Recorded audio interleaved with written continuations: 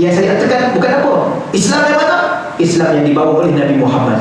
Nabi Muhammad tu ambil daripada mana Islam itu? Daripada Allah. Bukan direka-reka mengikut pemikiran orang yang ada pada hari ini. Islam liberal dan sebagainya.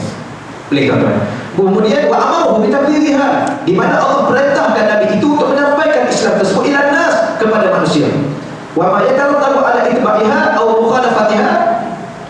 Baik, dan bersamanya menyusul, yang terletak menyusul ada ittiba'iha, kalau kita patuh ataupun kita engkar kepadanya, ada dosa, ada ganjaran dan ada ditipu azab. Islam ini kalau kita ikut betul-betul Islam, di sana ada ganjaran daripada Allah. Tapi kalau kita engkar Islam, Allah akan iqab kita, Allah akan azab kita. Itulah Islam. Baik, yang ketiga saya nak baca yang terakhir. Al-Islam huwa majmu'un ma anzalahu Allah Ta'ala. Apa itu Islam? Majmu'un. Majmu' ni himpunan. Tuan-tuan, di Malaysia terkenal perkataan majmu'. Masyarakat majmu'.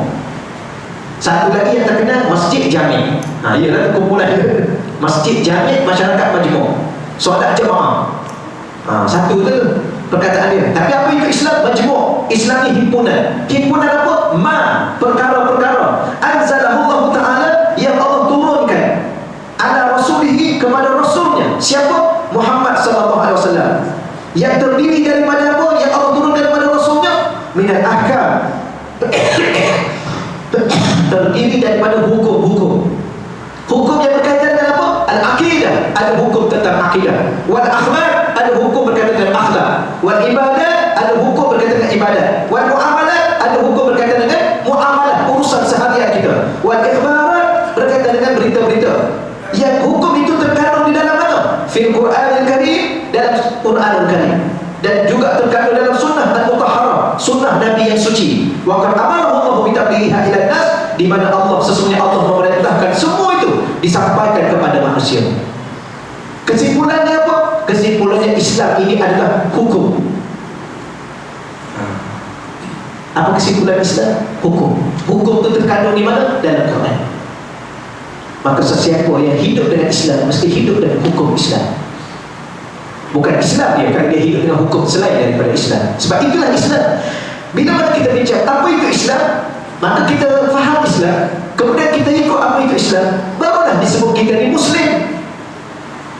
Apa makna Muslim? Seorang yang mematuhi, menerima, menganuti segala apa yang ada dalam Islam, baru disebut Muslim.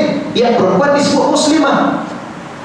Hadiah sekarang dia nak mengaku Islam, mengaku Muslim tu, dia ke dia ikut Islam? Mahkamah tak Islam, sistem bank tak ikut Islam konvensional, mahkamah sivil. Tapi dalam masa yang sama dia mengaku Muslim. Muslim mana? Tuan-tuan, jangan bergurau dalam soal status kita dengan Allah.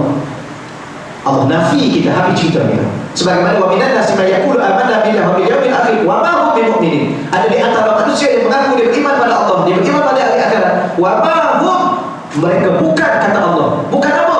Bukan mukmin. Jangan sampai Allah nafi saya dengan tuan-tuan. Okey dah tuan-tuan ya. Kita terus kepada perkara yang keempat. Allah lambat ni saya okey dah ya tuan-tuan.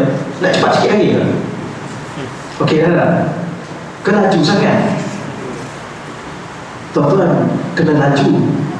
Dunia dah dekat nak kiamat. Allah Rabbi. Baik, yang keempat, saya khatam yang pertama, Muhammad Rasulullah SAW bermaksud dia adalah utusan Allah yang pembawa rahmat. Mana dalilnya? Benda ni akidah kita tuan ya.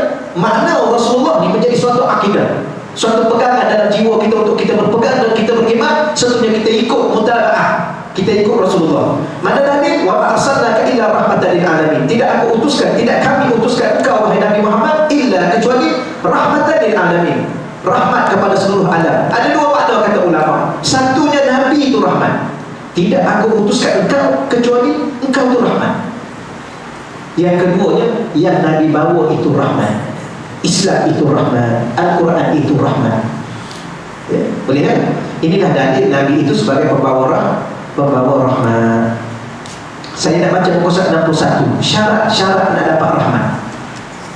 Ayat 156 hingga 157.